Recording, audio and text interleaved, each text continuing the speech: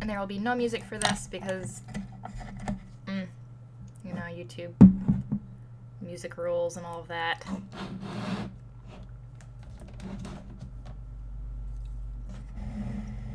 try moving this down.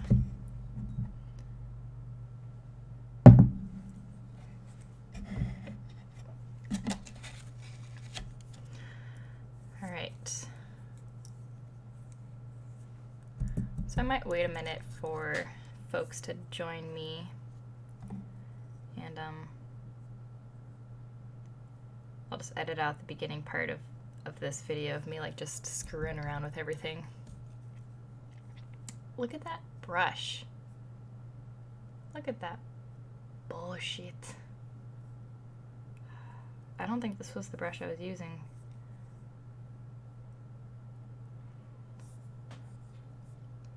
These Aqua Elites were recommended to me as like really good brushes. And they're, I don't know, maybe I'm really rough on my brushes because I kind of really do jam them around a lot.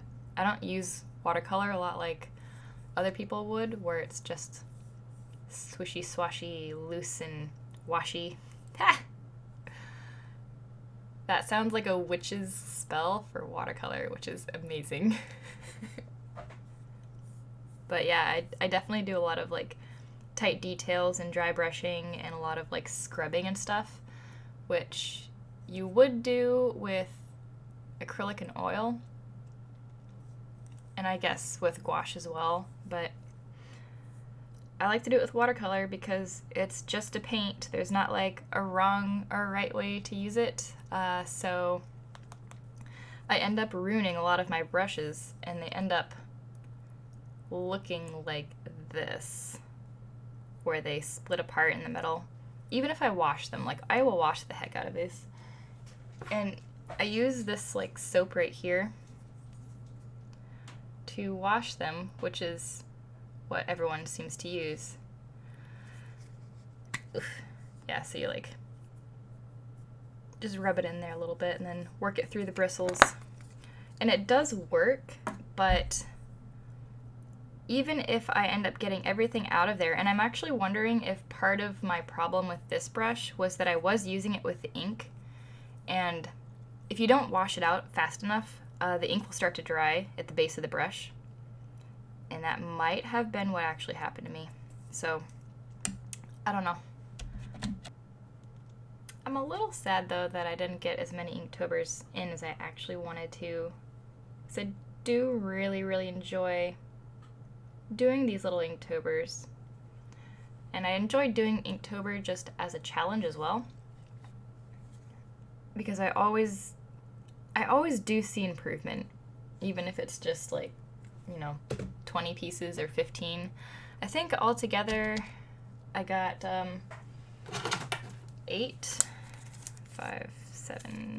7 of them. These are 3 of the other ones that I finished recently. So when they're all done, oops, you can't even see. I keep them in these little packages.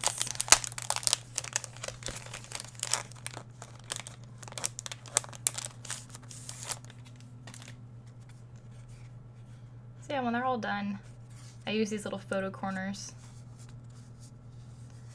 and I just adhere them to a really, really thick piece of backing board so that way they stay protected when they get shipped out, and I think it looks really nice. So whoever gets it doesn't have to worry about trying to frame something so small, and it is a little bit of an odd shape, but I like being able to see the edges of these, so this way you can enjoy the edge of the little mini painting and prop it up on your mantle or wherever, and it's pretty cute. And they all have their own information card, backing card, and all that stuff.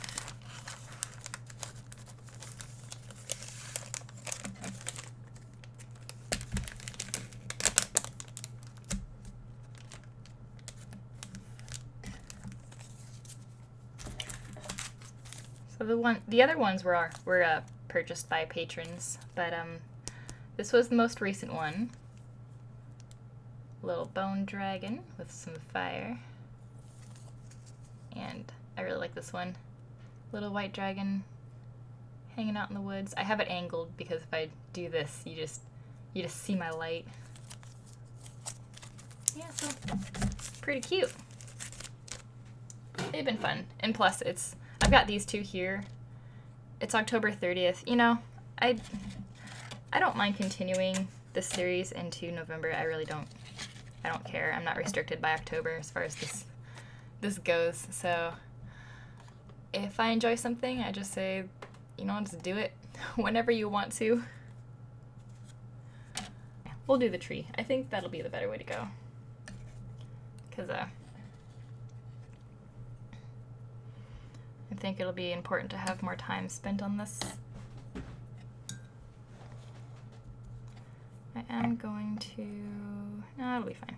We'll just paint over them.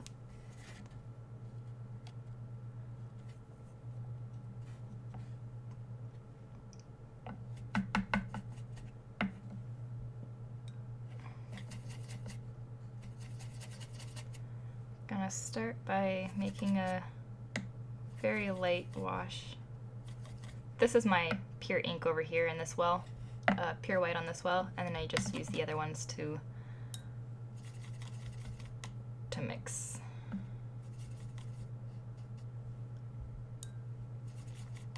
I'm just grabbing water over here. This is India ink, Senellier, and it is extremely waterproof and light fast in every way. So I really like using it because if I do the base layer in the Senellier, I can do anything over the top of it and nothing ever lifts off. Let's see if I got a bottle of it. Yeah, so that's what the bottle looks like. Sorry I just bumped the table really hard. Whoa, camera. So there's a bottle.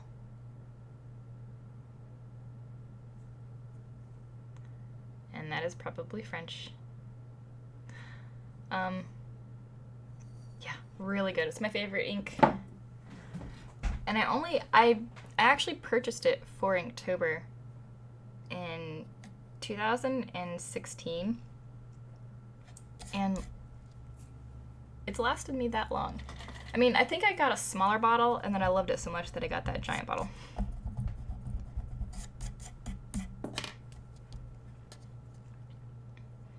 I wonder if I should do white bark on the tree or if I should do black bark with white leaves, or if I should just make the dragon white.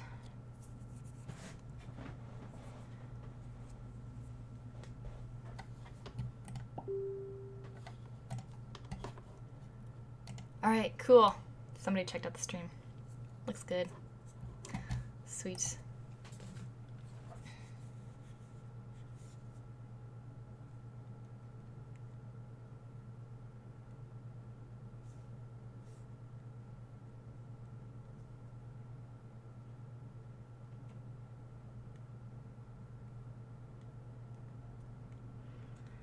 Couldn't tell if it was my computer.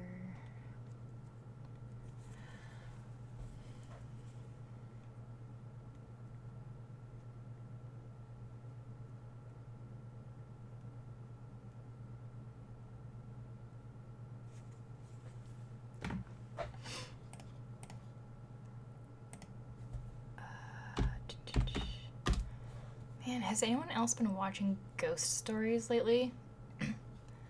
I've been super, super addicted to them, and I feel like I've watched every ghost story possible. Well, not possible. I've been watching Nuka's Top 5 and like all the BuzzFeed stuff, and a lot of the paranormal investigators and all that. Some of them, they're okay, you know?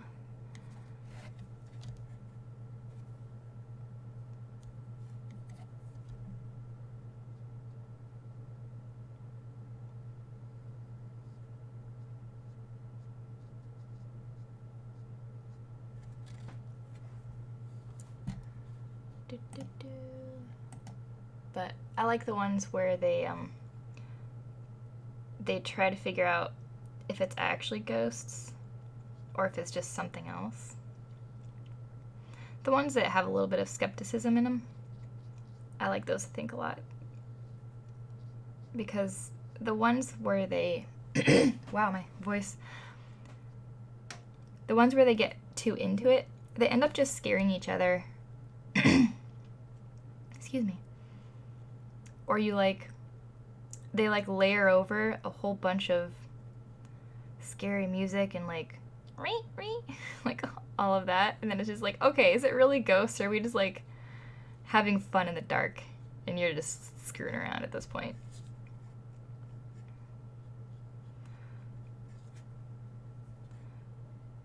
So yeah, I like the ones where they go in and they try to be really like methodical about whether or not there's actually a haunting going on, or you know, whatever else is happening. I have been liking the BuzzFeed ones though, because with Ryan and Shane, because they're just so funny.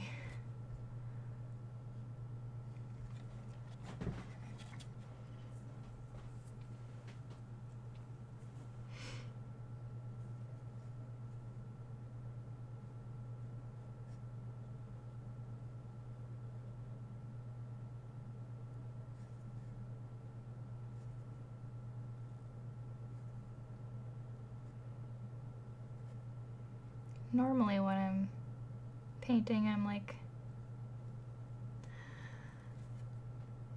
watching something, so I'm like, it's so quiet in here. But since I'm doing YouTube for this, you know, I can't really be watching anything else, even if it's just the noise. I'm pretty sure it's not just music that they flag, but it might be other things too, so I don't wanna risk it.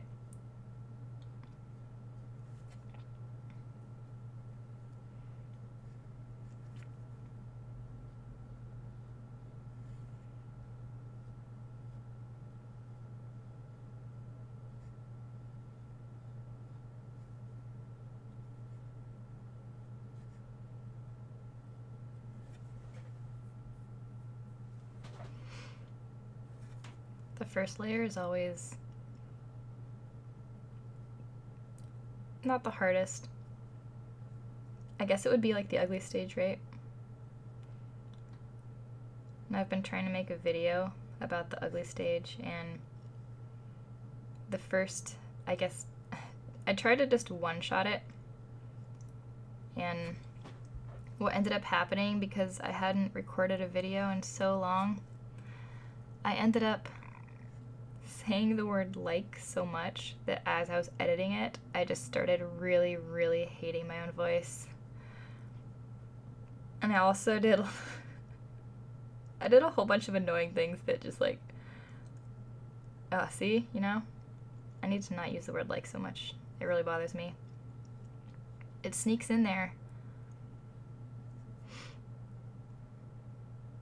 So I wanted to record it again without using the word like so much, and also accidentally having too much inflection. So like where somebody does this at the end of a sentence, and I'm like, why am I doing this?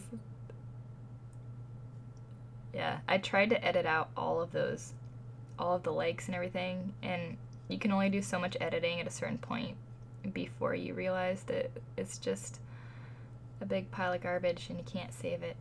So I'm gonna have to record it again, because I really do want to make a video about it.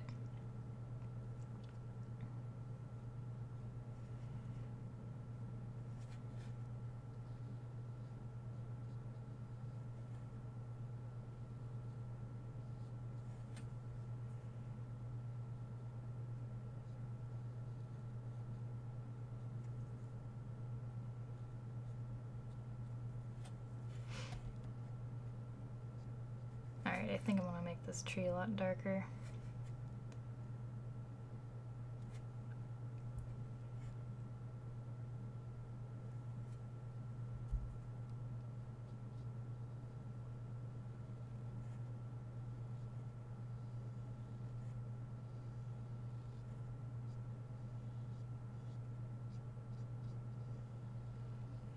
One nice thing about this ink that I really like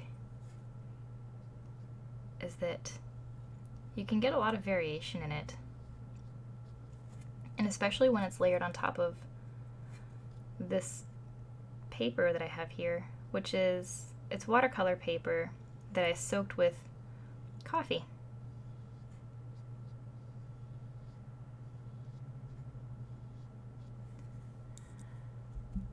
And it's the same paper that I was using for my really big coffee and ink pieces.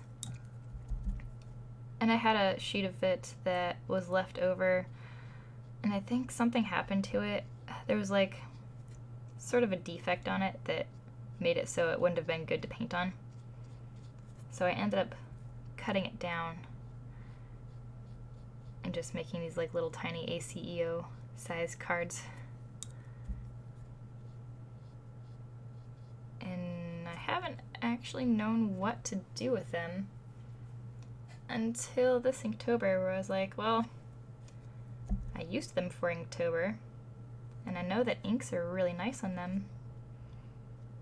And this year, it would be a lot better if I just did tiny Inktobers, because I don't have enough time to do anything big, because I have another big project that I'm actually working on instead. And it is over on my wall up there. It's a large watercolor piece that's 14 by 18 inches, and it's also very, very detailed and complicated, and it's a very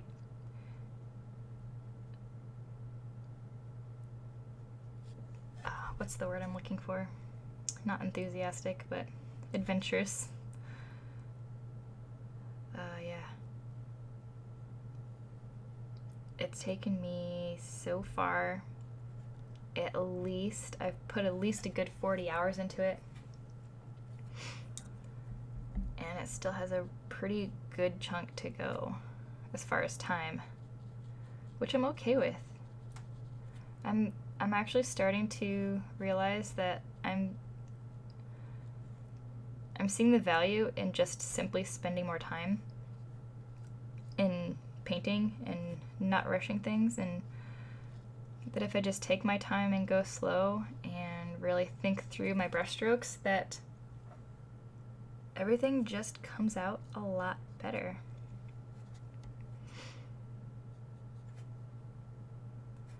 So I went all out and I created this really, really complicated thumbnail piece of this white serpentine dragon, and it is sleeping up on this rock pile.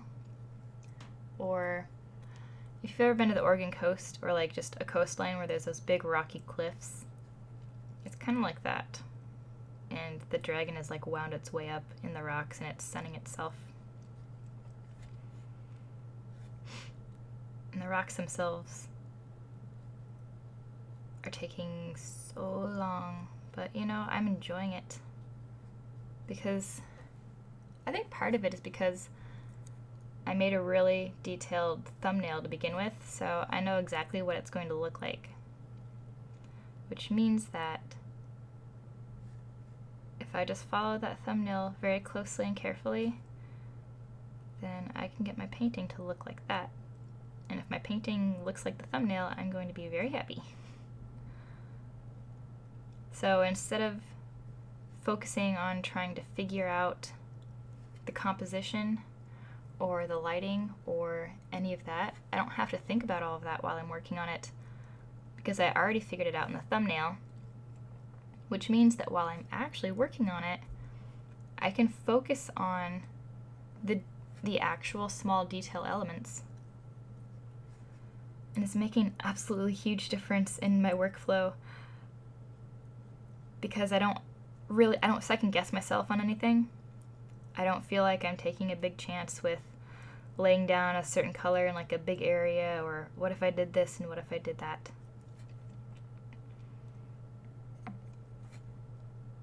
And I don't know why it's taken me so long to figure out that like doing a really in-depth thumbnail is the way to go, because it should be obvious, Like, oh yeah, sure, if you just do,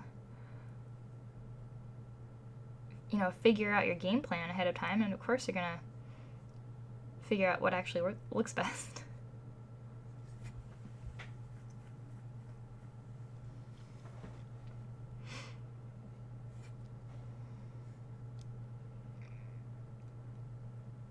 For this little piece, I'm not sure if doing all these little branches is such a good idea.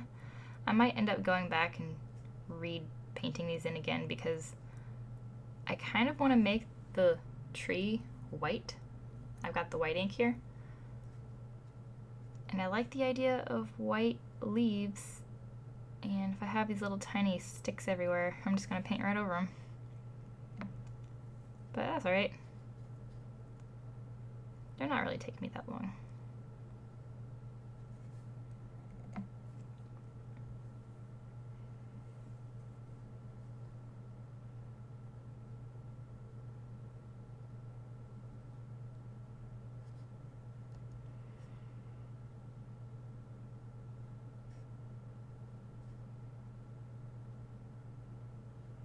I do like the look of adding a whole bunch of these little sticks though.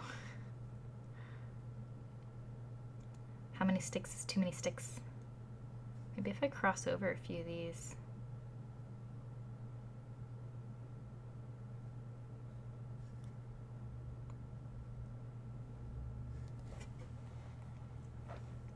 Yeah, it's pretty fun. If you've ever sat at the base of a tree and looked up it, it is really cool to see all of the different branches.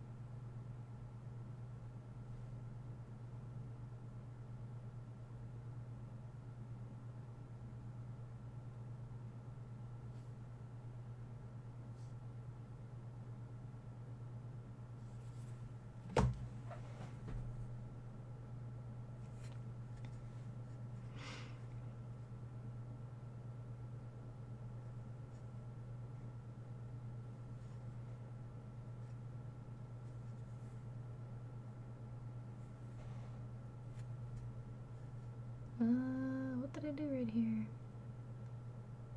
Looks like there's a... I don't know what's going on right there. So I need to get something going on right there, though.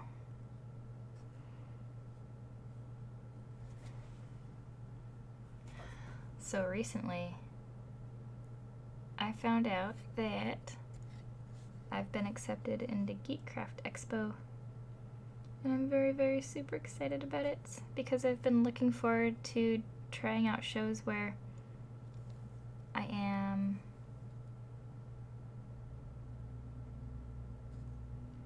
not at a Comic-Con. And I know everyone likes their Comic-Cons, but I've been doing them for a really long time.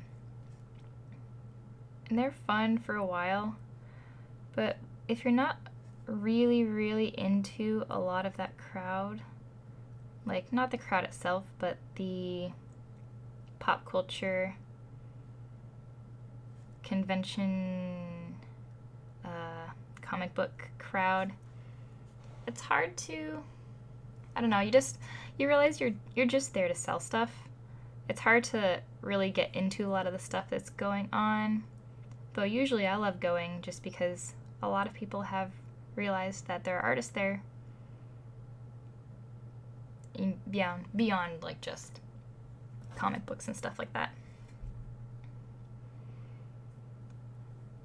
But Geekcraft Expo, I think it might be similar to Geek Girl Con.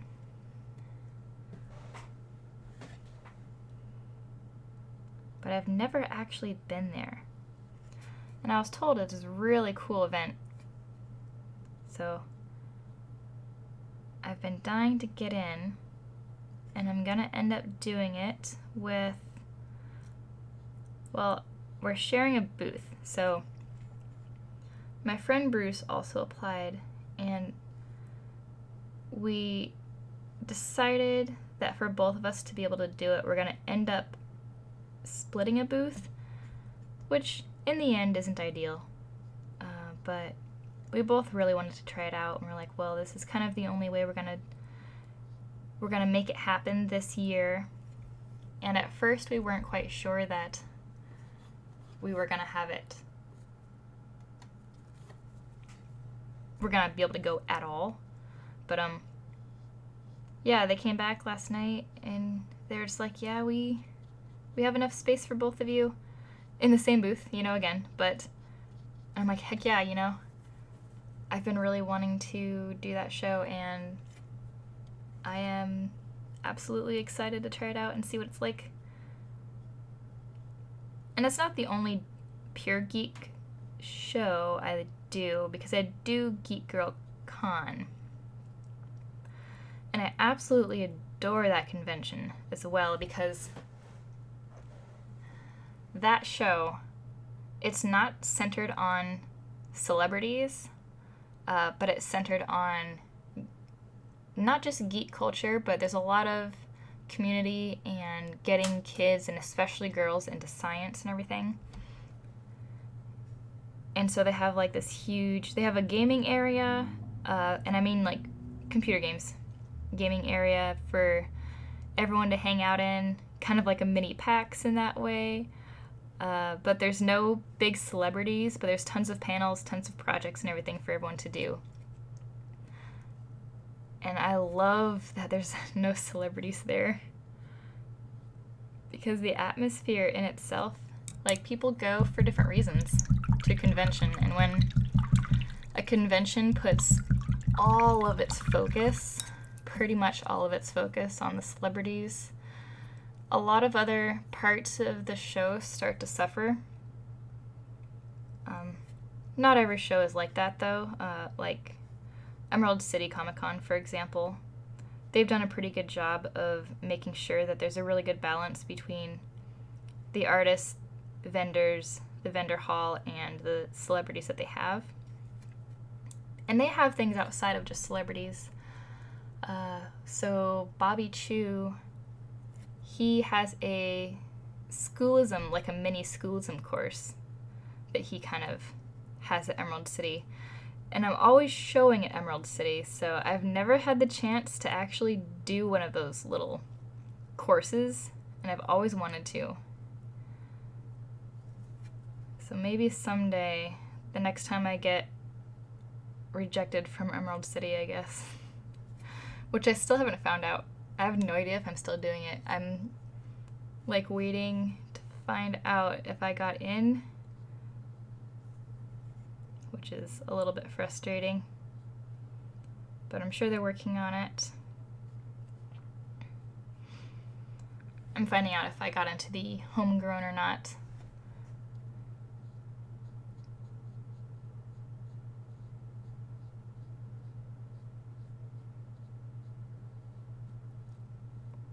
There we go. That makes way more sense. That branch was like super thin. Little tiny branch. Why is my voice... I'm sorry that my voice is like some old lady witch. I haven't been to any parties or anything, so I don't know what's going on.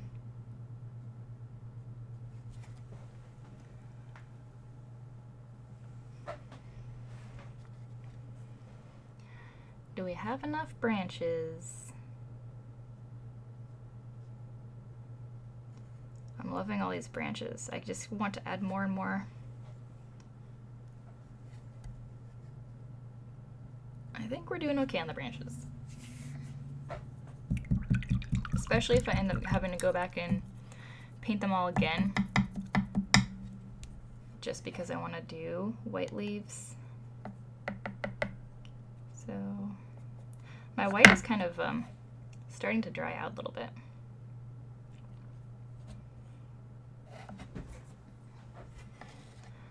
This is the same, like,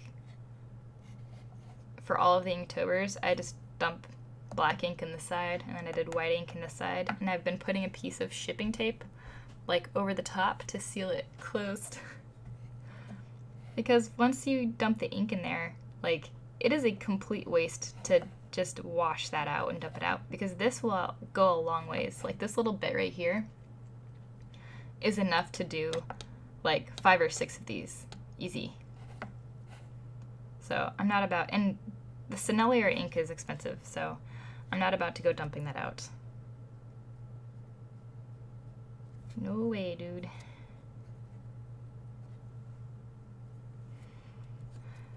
That's actually a big reason, kind of, why I stopped painting with acrylic paint. Was it dried so fast on the palette, and you kind of just wasted paint because it dried. So, you know, you'd get done painting or whatever, and you could try to save the palette or like whatever paint was left there. But first of all, it would dry. Like, there'd be some sort of weird plasticky layer on the top by the time you got back to it.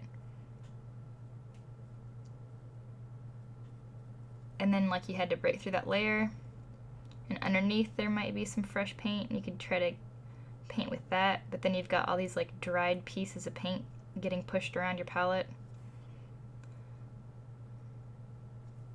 And it was just annoying.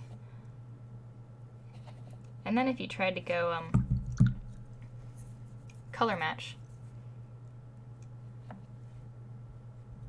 that was, like, nearly impossible.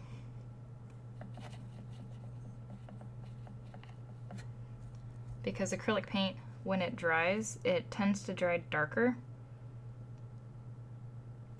which is very odd. Because watercolor, which is what I normally use now, it tends to dry lighter, which is probably the better way to go. It'd be way better for something to dry lighter than darker, because that way at least you can add more layers to darken it up slowly. But when I used to paint with acrylics, like, all of my paintings would just look dark. Like, dark, dark.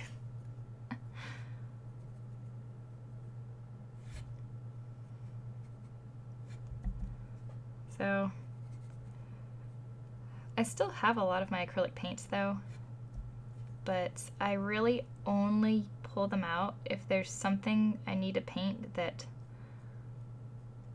is not usable for watercolor.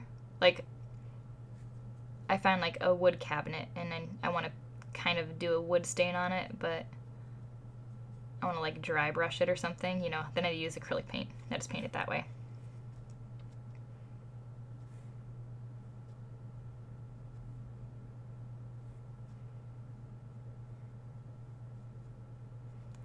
I'm actually spending a lot more time on this than I did my other Inktober pieces. But that's alright. I kind of figured I'd be spending more time during the stream because it's hard to tell when people are online and available to watch and all that, which is okay. I ended up having to do this at 10 a.m. My time, Pacific time, because I have 2 other people in this house who come home from work, and they do a bunch of online gaming, and it sucks up all of the bandwidth in this house. So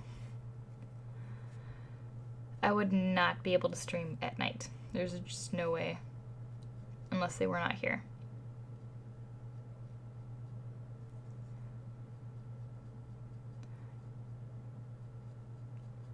But, you know, during the day is good too.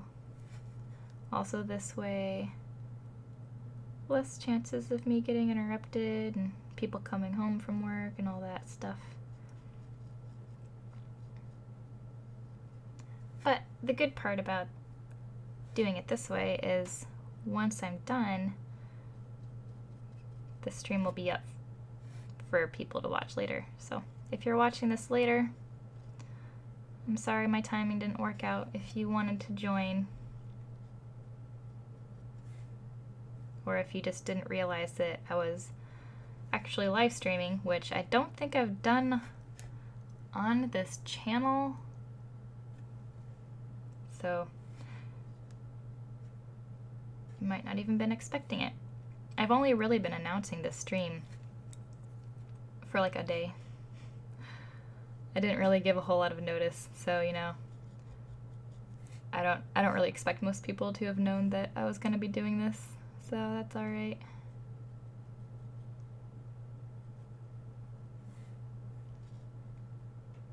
You can totally see them accidentally like covering these little branches, so I probably will go over them.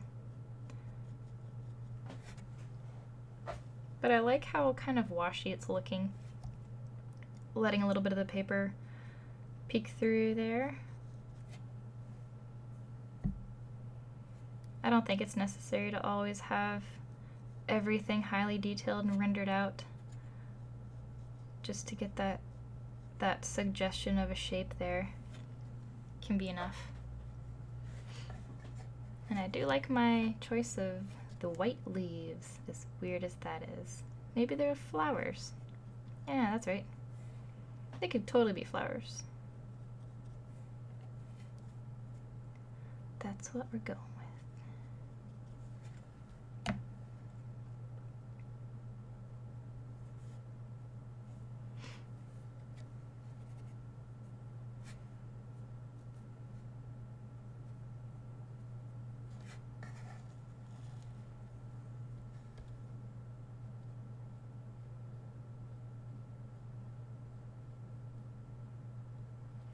Normally I do have the chat going now, but if I don't get any questions coming in,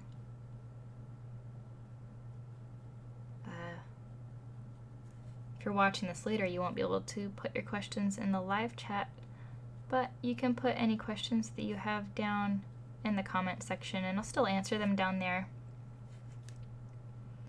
The perk to joining the live chat though is, as I'm answering your questions, if you have follow-ups, you get to ask those in real time.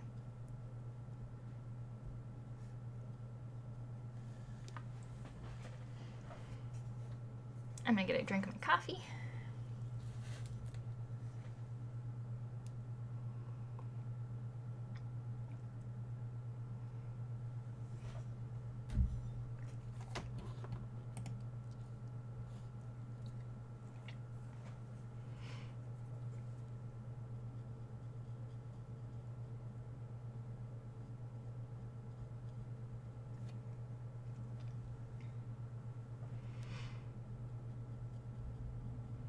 One of the questions that a patron asked me over on Patreon is how I'm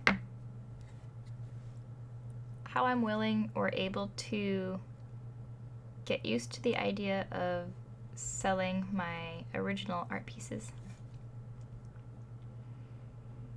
And I did answer them there on Patreon, but I'll throw that here because it was a question that they did want me to answer in the stream. And just to kind of reiterate in a way what I told them was, I've been doing art for a good long while, and the thing with originals, just like everything that we do, is I know that I'm going to be making more of them. I know that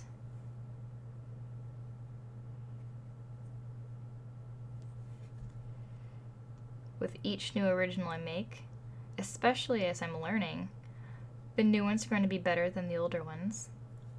So I'll be improving.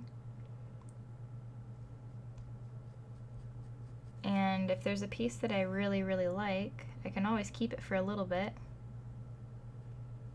But usually, especially if I do challenges like this, they just kind of start to pile up really, really bad. Because it's not really that hard to get 30 new originals a year. If you do something this size here, for example, this would be considered an original piece because I'm actually painting on it.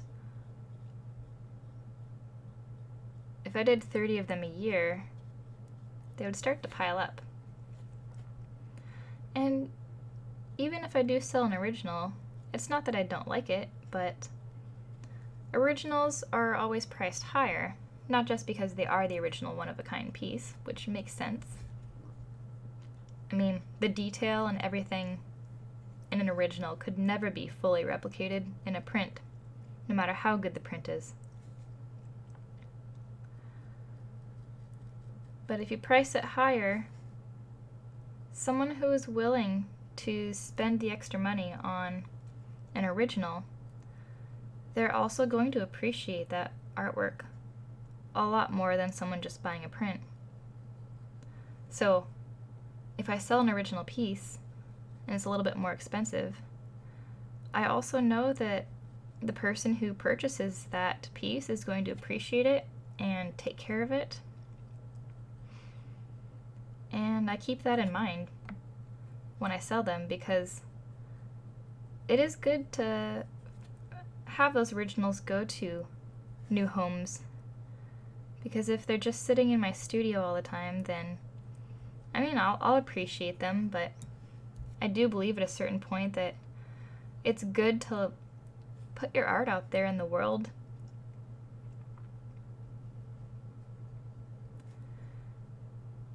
And I also especially realized this during a convention in Kansas City. And I visited a art collector's house, like an actual art collector. And walking through their house was so amazing. Seeing all the different art pieces from so many different artists. And they're all framed, and they're all hung well, and they all have their own place. And they're obviously very, very much appreciated by the person who purchased those pieces.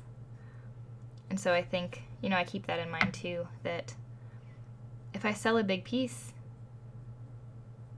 it's hopefully going to a place like that. Is it always going to a place like that? I'm not sure. I just hope so.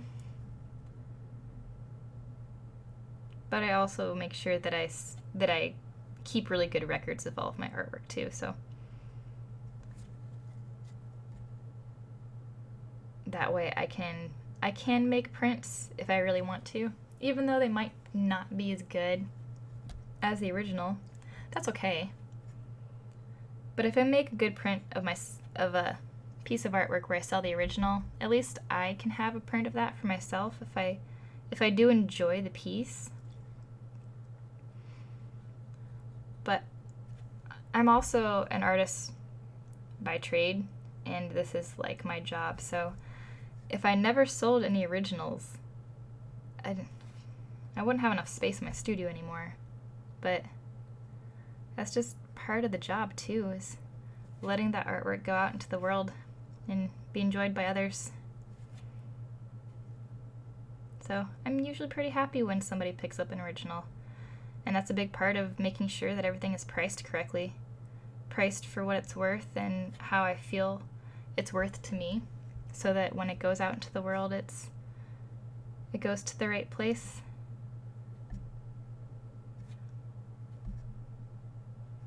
So I think it can be hard for newer artists to let go of originals, because you've put so much of yourself into it, and I completely understand that too.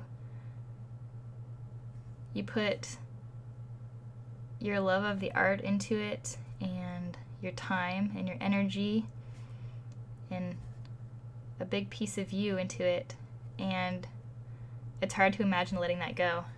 And if it's a piece that you're proud of, there's also no harm in just keeping it. You don't have to sell everything that you make.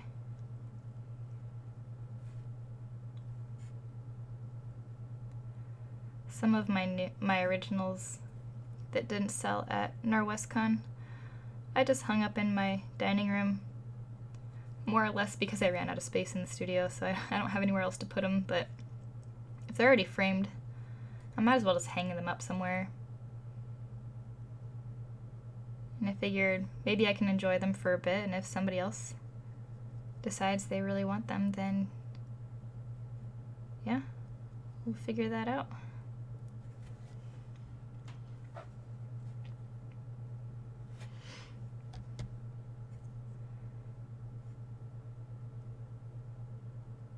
This is a bright tree. I'm gonna go around the edges, so it seems like it makes it feel more like backlit. I like that.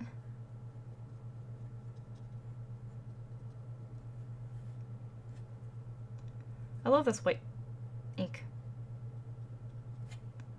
If you let it dry a little bit, it gets much more opaque. Kind of like, nah, not like gouache.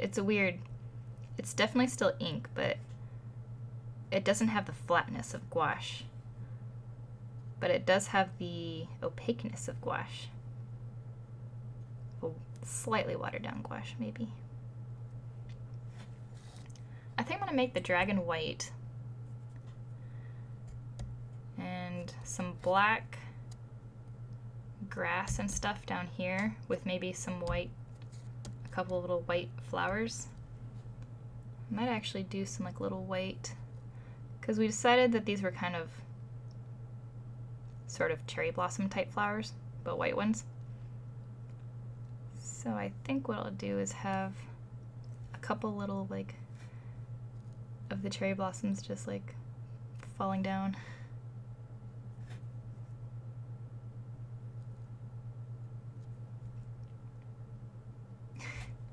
Winter hasn't even started and I'm already like thinking about spring.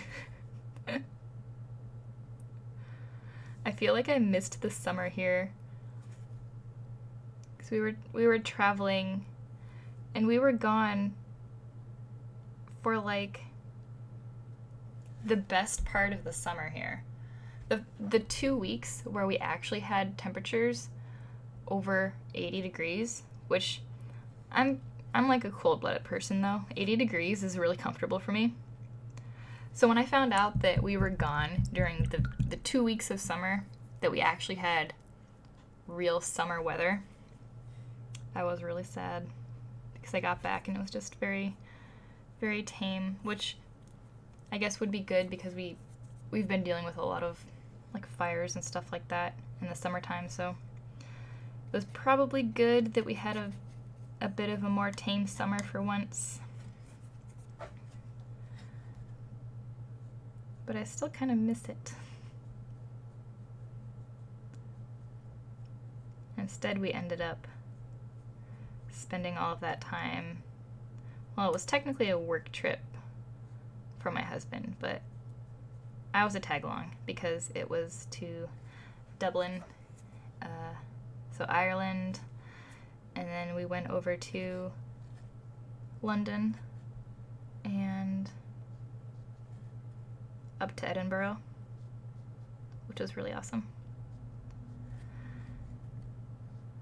But their weather up there, at least while we were there, I think they were frying to death right before we got there. But when we were there, it was pretty tame as far as the temperatures went. I think I actually had a coat on, for a light coat for a good amount of it.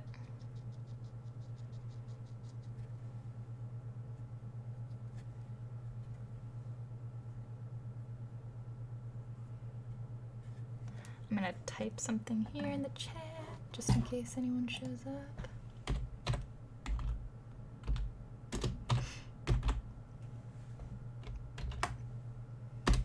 Excuse me.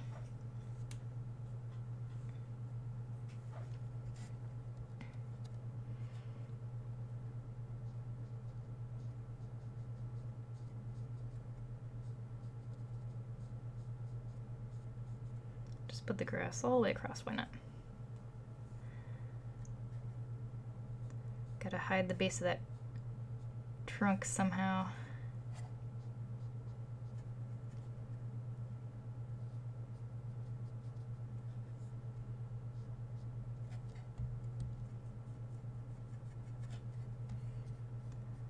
It's sort of like a bonsai tree, so I could do a sort of roundish bottom.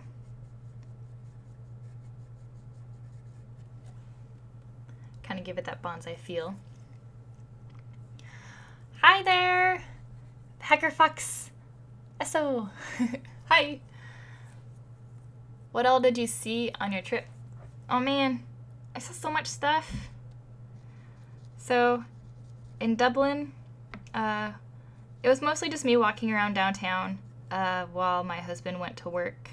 So that was more or less, I just like went to the Natural History Museum and the Art Museum, and I walked around a whole bunch, and I did some plein air paintings at Stephen's Green. So that was really cool. We went to London, and we only had 3 days in London. Like, I think one of those days even included travel, so it was more like 2.5 days. And we ended up going to... Where did we try going? We tried to see as much as possible, and it all started blurring together really bad. I know that we went to see a couple museums. We went to the Natural History Museum, which was really cool, like the biggest, oldest building ever, which is London. It makes sense there. That was really cool, of course. And then we went to the British Museum, which is also absolutely gigantic. So much to see in there. There's so much to see, and the fact that we didn't have that much time, instead of, like, we did our best to look at all of the artifacts and everything and read as much as we could, but we ended up kind of rushing through it, because if we didn't, we just simply wouldn't have seen a huge amount of it. So what we did was we stopped and looked at the interesting thing, like, well, everything was interesting, but we stopped and looked at certain things, and we took photos of everything, because of course for me, I'm like trying to get references of everything I possibly can. So we went through, my husband had his phone. He took about 1,300 photos on his phone, and I took about another 1,300 between my camera and my phone. On my camera, my camera batteries died. His phone battery died from taking photos, and so he took my phone, and he kept taking photos on my phone.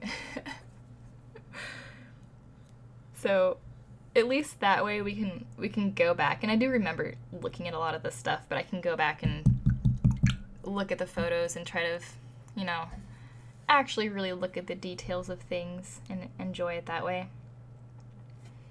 I wish we could have stayed longer. And then up in Edinburgh, which is in Scotland, which is really cool, so I ended up just booking bus tours for everything, because we didn't know where we were going. We didn't have cars reserved or anything, and we only had a couple days. So we took bus tours. In London. Yeah, we took a tour in London too. We went out and we saw Bath. We saw Salisbury Castle, which was really cool. Or Salisbury Cathedral, sorry. Salisbury Cathedral, and then we went and saw Stonehenge, which is huge bucket list. Stonehenge. That was a super big highlight of the trip. I could have cried. I might have cried. And up in Edinburgh, we went and we saw the Scottish Highlands, which was a bit of a bummer because it was raining, which was actually, it looked really nice when it was raining, but it was so busy right where we got to this area that was called the Three Sisters, and there's these huge, gorgeous mountain ranges that kind of like stack this way. And there was nowhere for our gigantic tour bus to pull over, sadly. And so I was only able to take photos from my phone, out of the bus window as we drove by. So I want to go back and see those again, because the Scottish Highlands were very, very pretty.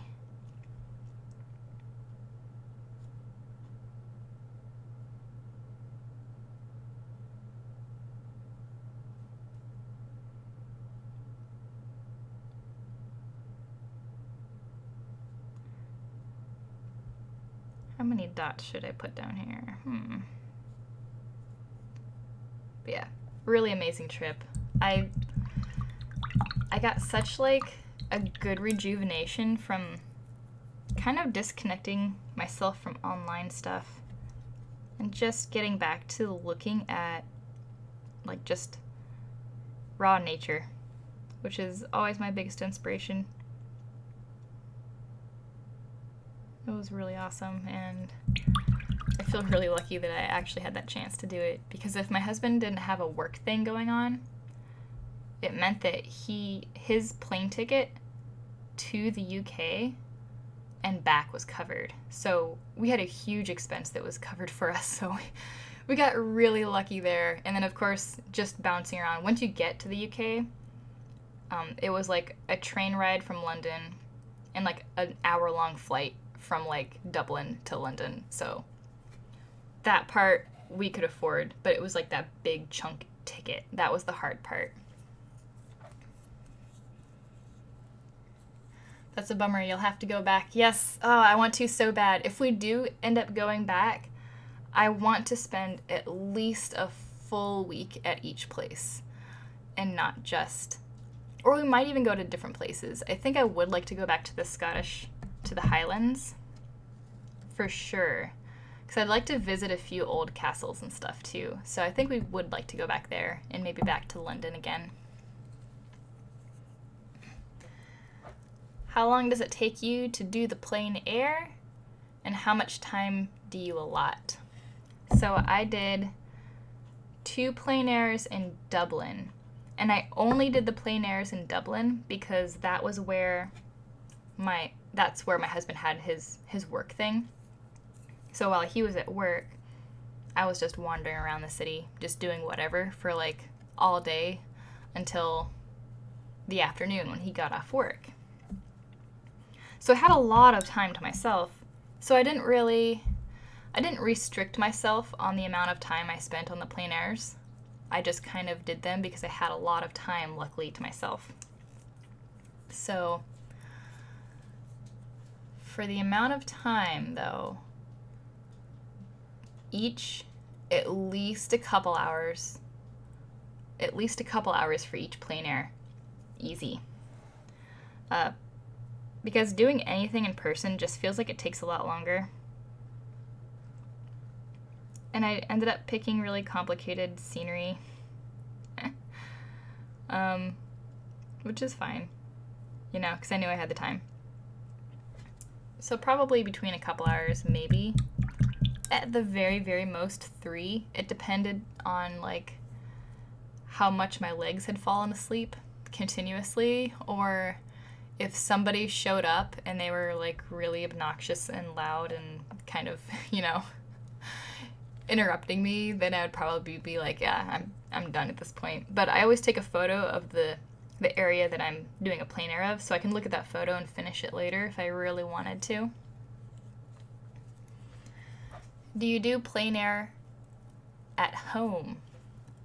I don't, and I really should. I've been thinking about that, because you can do a plein air of like anything.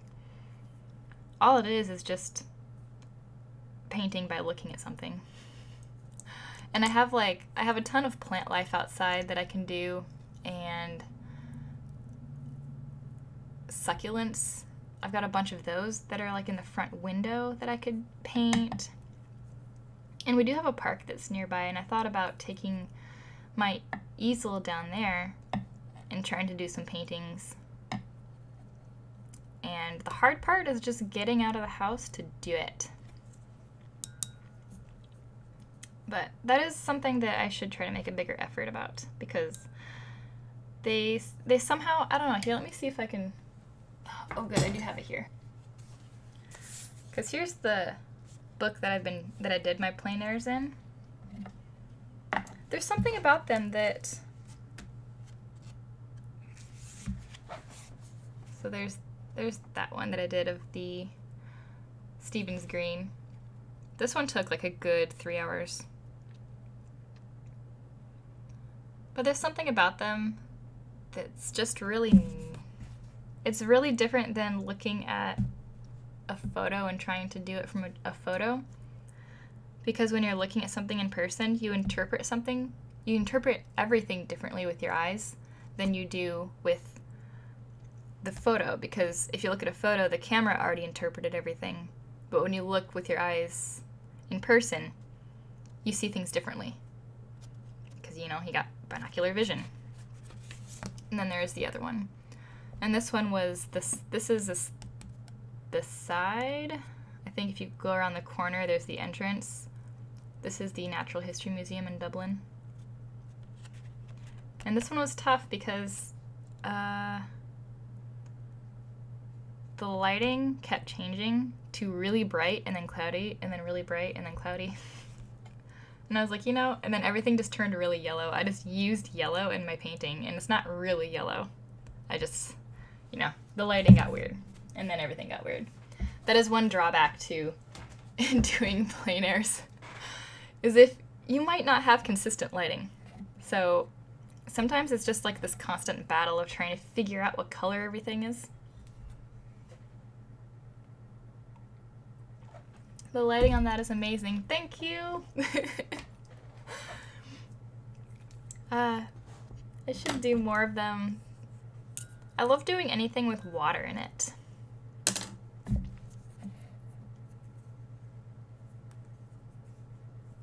Oh, tape's coming apart here.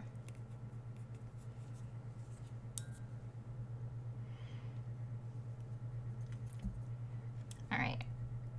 Now for the little dragon. Ooh, I could make him white and black. I think I like white though.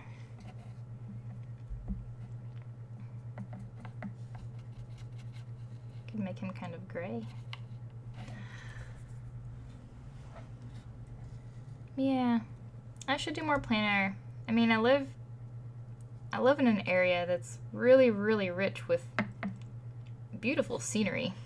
There's really no reason why I can't just go out here locally and, you know, paint all kinds of things.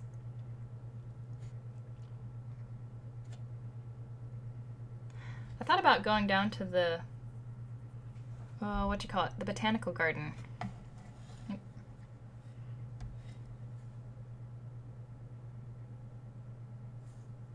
Okay, what is going on with this?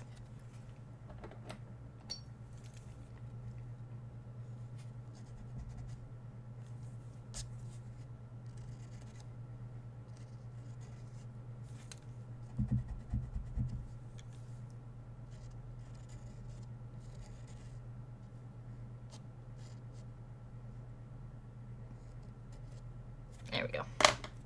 That makes more sense.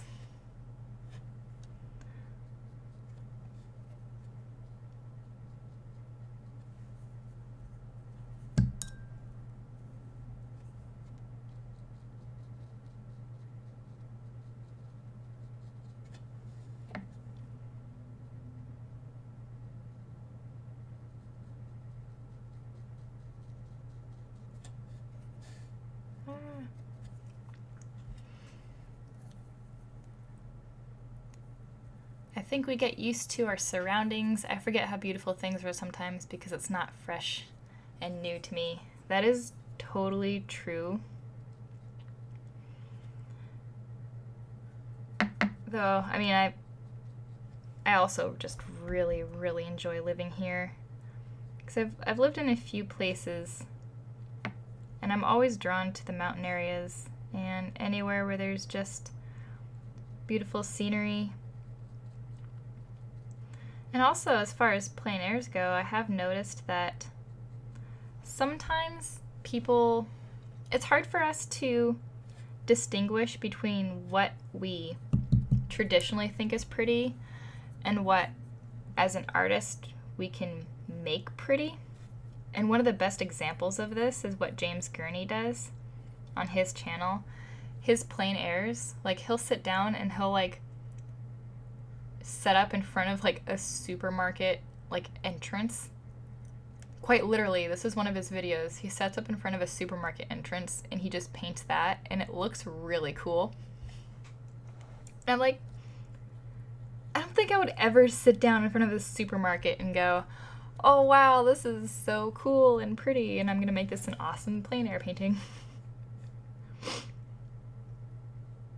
But because I saw James Gurney do a lot of plein airs of just like regular streets, like city streets and things like that, is kind of the main reason I sat down to do the plein air of the side of the Natural History Museum. Because otherwise I would have been like, oh, it's a building, you know, it's boring. Buildings are boring. But if I just try to focus on the lighting and kind of adding my own like little special elements to it, I was able to make it a lot more interesting, at least to myself. Don't get me wrong, buildings are still the hardest thing in the world to paint. Because all those straight lines, and you can like tell. You can tell when something's not straight. Even though it's weird because James Gurney, like, he's not always using a ruler. Like, you can tell his building lines aren't perfectly straight, but they look straight, and it's maddening how well he does that. Obviously, purely out of practice. Like, he's filled so many plein airs. Like, that's like, he does so many of them. It's all on his channel. It's amazing. Sometimes I feel like getting a little sketch group and just doing plein airs and like that be the only thing would be so fun.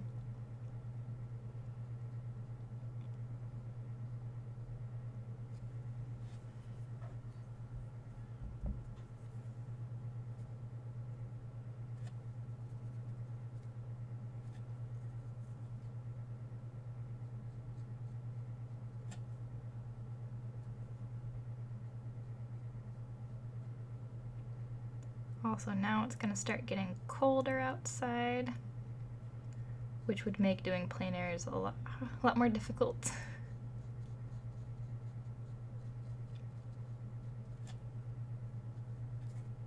Because, like, I am not good at retaining any sort of heat whatsoever.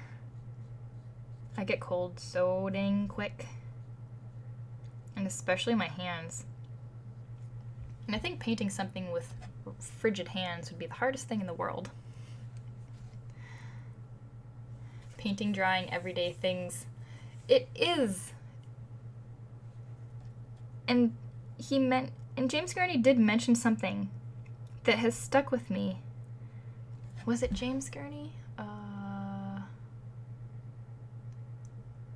Yeah, don't quote me on that. I don't remember exactly who I heard it from. But it was that an artist, something along the lines of, if like an artist can interpret something and add a bit of magic to it, like more than a photo can. So we can take something, supposedly, I don't know if I can, but at least someone who's really good at what they do, like James Gurney, can take something just everyday and what most people would call boring and just turn it into something really pretty and attractive just by the way that he paints it.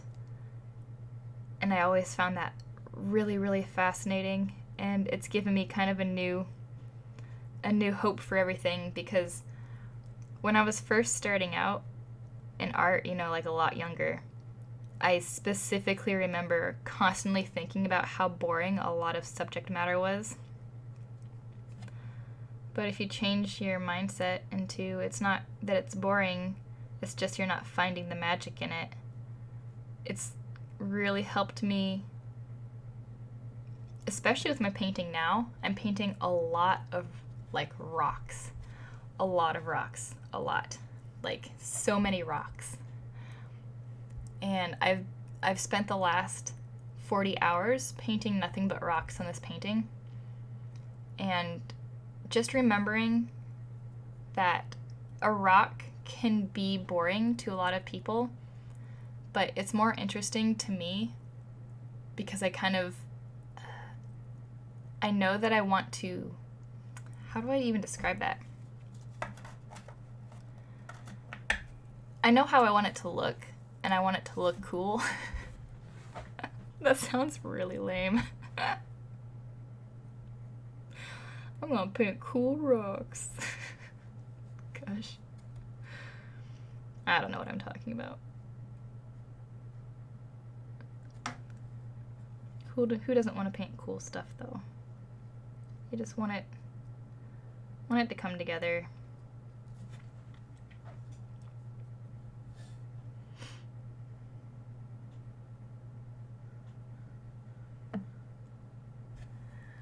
I love that thought. Never thought of it that way, but it's so true, right? And I think I started to feel that. I started to kind of understand that reasoning before James Gurney, or whoever it was, actually put it into words.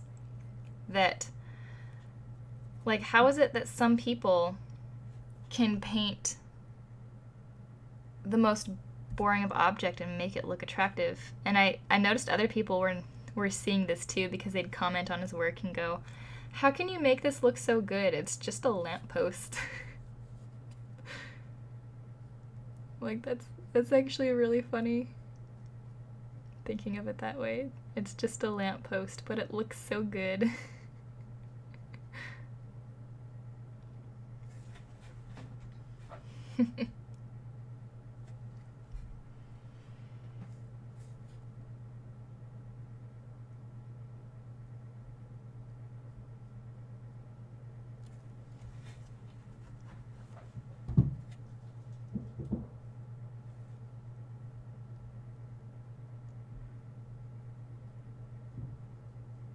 I think something's getting delivered to our front door, and I can't quite tell.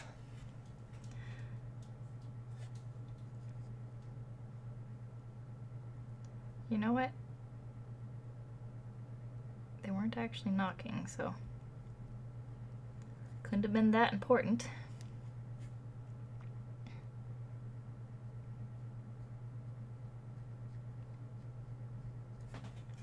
I think I need to get his little tail down here. I drew his tail really far down, and I think I wonder if I can erase that right there. Yeah, I can.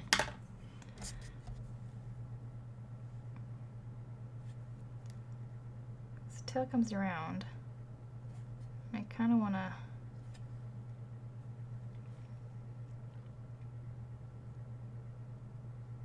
bring it up a little bit, like that.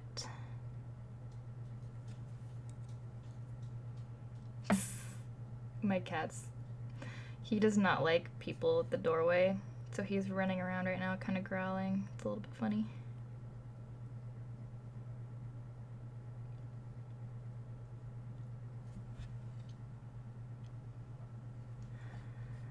Silly boy.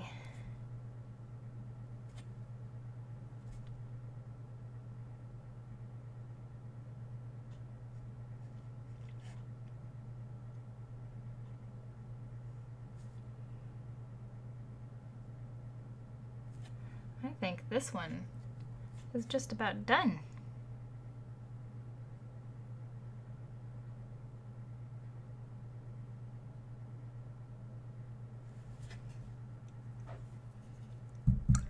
What are the dimensions of the current painting? So if you mean this one is 2.5 by 3.5 inches, trading card size. And the large painting that I'm working on is 14 by 18 inches,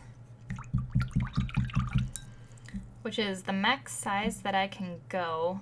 Well, until recently because I picked up some more paper, but it's the biggest that I can get with the pad of paper that I have for the watercolor. So I'm going max size, but I did pick up some watercolor paper that is like the full sheet. So I think it's 22 by 30 inches, I think. I'm not going to paint that big. I'm going to paint on 16 by 20 inches, or I'm going to try to. Ooh, there's a big hair.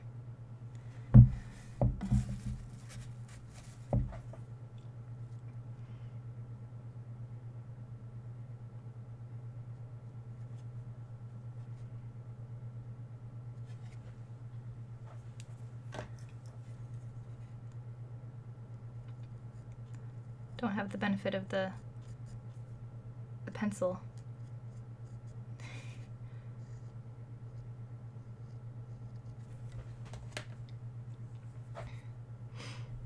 There. Just needs a little bit, tiny bit of shading right underneath of his wing.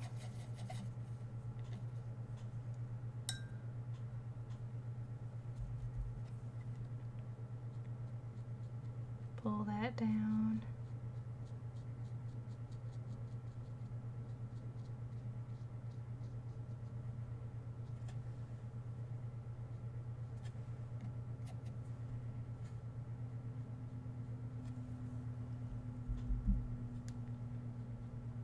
Ah! Thought I dapped it off.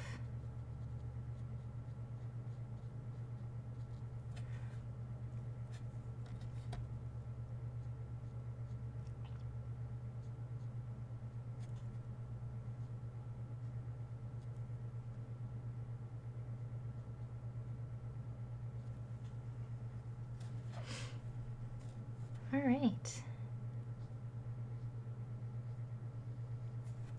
I think this one is just about ready to be called done. I'm going to attempt to line the top of this wing right here. We'll see if this is a mistake or not.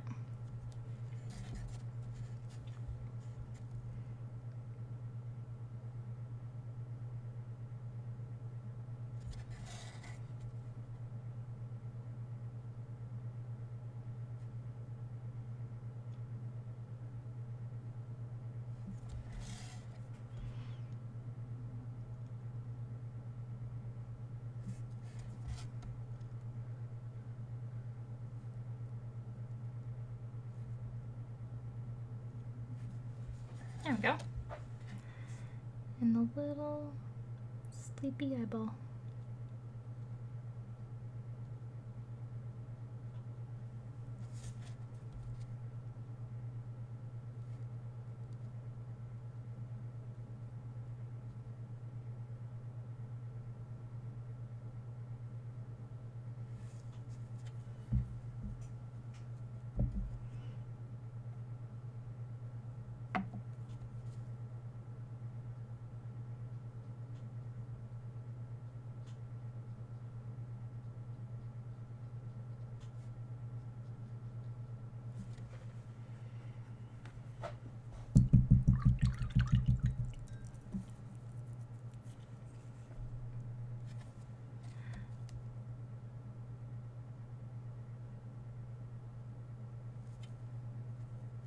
Yahoo! Okay. I mean, these are supposed to be really quick. I've been at this one for quite a while. I've just been really into it. I kind of figured that I was going to take more time on this because I decided to include a big tree. So that was pretty much a given. That's okay though.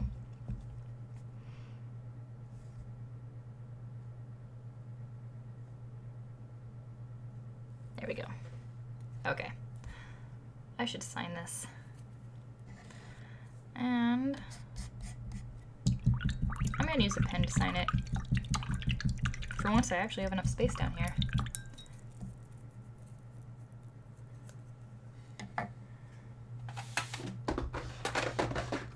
All right, let's see.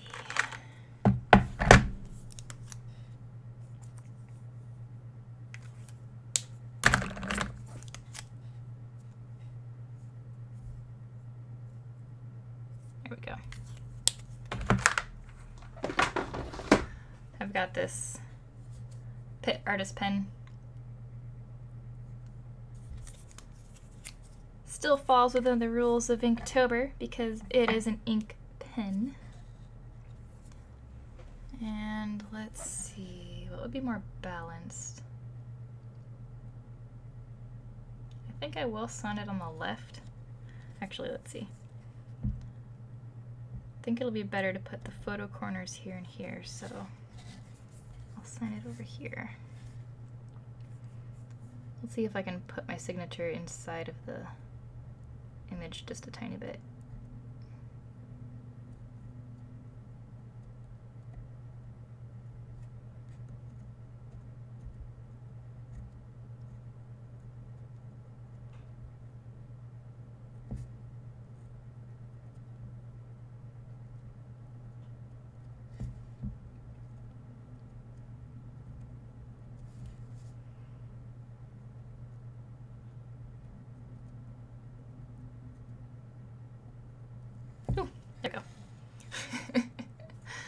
The teeniest, tiniest signature.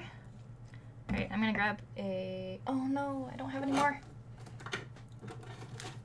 I don't have any more little papers.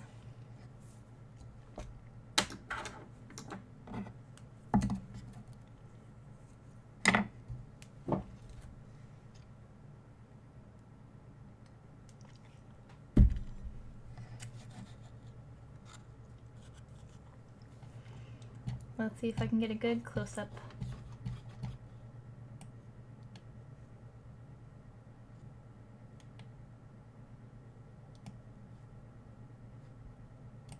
The lighting keeps changing because it's coming through the window.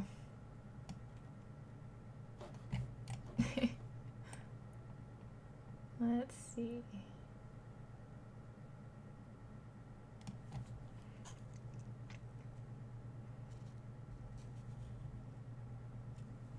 Hopefully that shows a little bit more of the detail.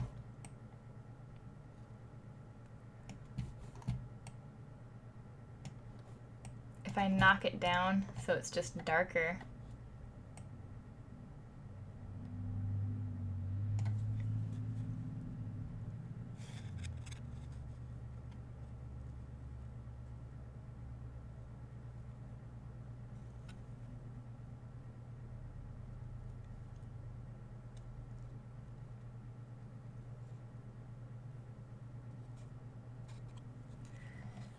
Looks super good. Aw, thank you. Oh, it's dark when I put it down though. Ooh, look how blurry it is. I like how this one came out. Yeah. Yeah.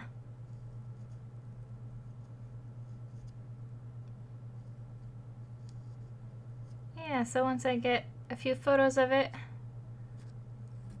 go ahead and throw it up in the Patreon shop.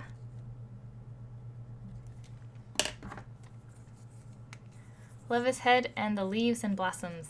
Ah, thank you. Yeah, his head turned out like really cute.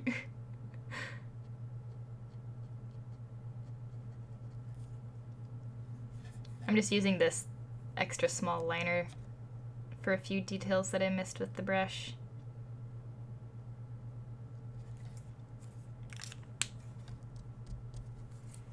Oh, now I got a chunk of that just sitting there for no reason. I'm gonna cover it.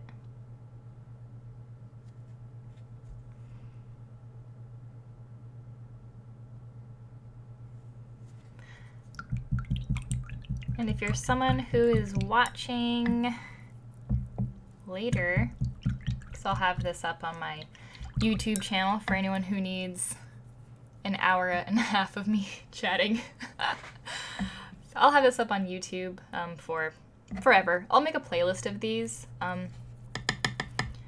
because for Patreon, for the past few months, I've been doing just chats with other artists.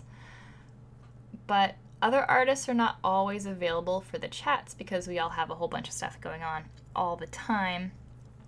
So the artist I had for this month, she got really busy and she had a whole bunch of stuff that came up at the last minute, so she wasn't able to do it, and I thought if I did something like this, which I actually haven't painted live in a very, very long time, so this was like kind of nice, like not as bad as I was fearing, you know, the usual anxieties of doing things live where people can watch me screw up.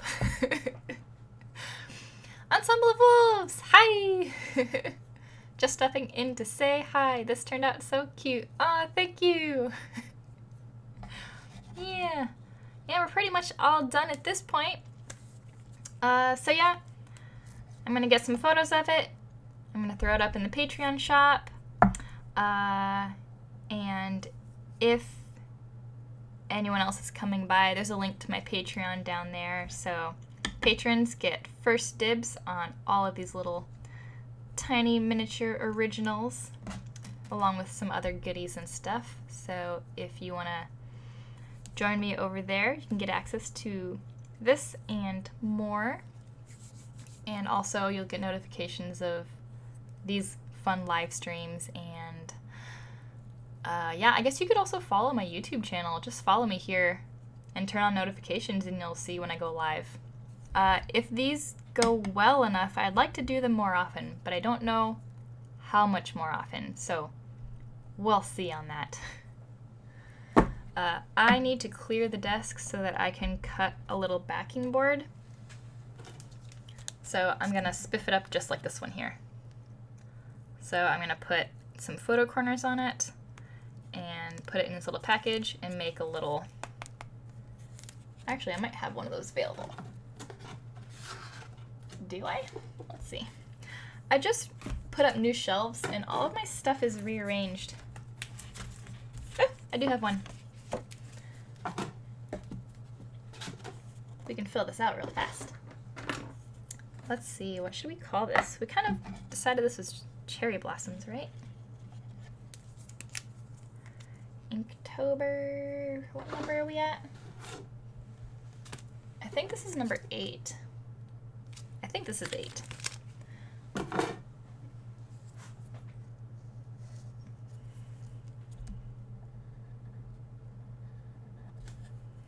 Description.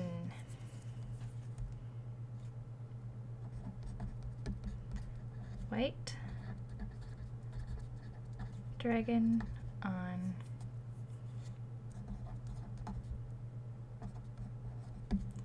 bonsai cherry tree. Someday I'll have better handwriting. Yes, please, more lives! Well, I will definitely try to do more of these. I know that this is the first one, and I wasn't expecting everyone to kind of know that it was happening. But now that I know how to set everything up, this will be a lot easier to do more of. Because even if I just did like an hour or something a week, I think that'd be really nice. And I do like having it here on YouTube so that I can make a playlist. Because I have streamed on Twitch before, but there's not the same organization as far as the videos after they're done being recorded, and I realized I could record there and then upload to YouTube, but it's just kind of easier to upload here in the first place. So that way you can follow Patreon, you'll get notifications there when I make a post, and you can follow YouTube and you'll get notifications that way when I post on YouTube. So there we go. And the one that I can do for tomorrow, these were the two that I picked between here. So I chose that little guy. And if there's enough interest, and let me know, I will see if maybe I can get this one up next Wednesday and get something streamed for next Wednesday for this one. Yeah, but I hope this time works out okay, because it's kind of the best time for me to do it. Like I mentioned earlier, I don't get interrupted as much this time of day, and my bandwidth is just me at home, so I don't have 2 other gamers online, like just taking up all the bandwidth, so I can actually stream and it's not just lagging really, really bad. And they're like, what's going on with the internet? And I'm like, I'm streaming live. Sorry. But I'm gonna call it a day. Just as a recap, and for anyone curious, the brush that I used for pretty much all of these is this guy right here. It's a round, number 2, Escoto Prado Sintetico, Barcelona. I think I might have picked this up in Dublin. It's just a number 2 round brush. That's pretty much all you need to know. And I used the Faber-Castell PITT artist pen for a few details and to sign it. As far as the black ink, I used this Indian ink by Senellier. It is my very, very favorite ink, lasts a very, very long time, completely light fast, completely waterproof, really, really good for layering. Like once it goes down and it dries, it is there for good. It's pretty permanent. And then as far as the white ink,